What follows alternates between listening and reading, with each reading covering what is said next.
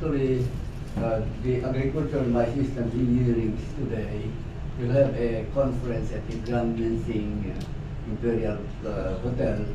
We are expecting about 1,200 participants. It's an overflow. Expected na 100 lang all over the 16 regions. For your information, professional agricultural and licensed engineers started in 1965.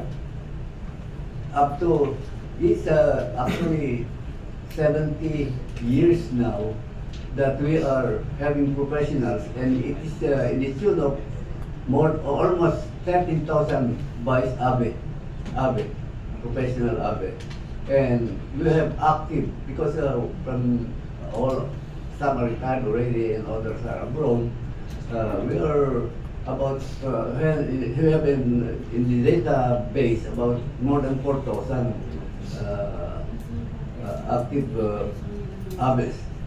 But the good thing now, the good news is that there is already a law and an agreement between the PRC, DBM, the IRG, due to the Mandanas Garcia ruling, that we will have automatic LGUs will have provincial and municipal agricultural engineers.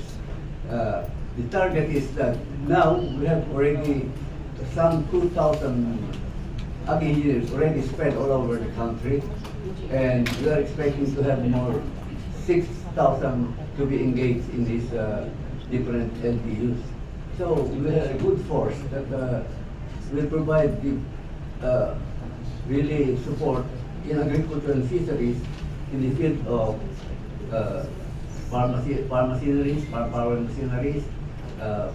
post-harvest production, and processing, even farm structures, the soil and water, land water management, as well as in the other areas that will be, especially the AI, modern smart agriculture, which is being now in the trend today in modernization.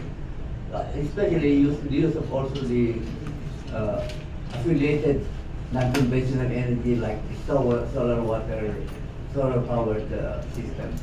Thank you. Thank you, Dr. Dan. So to add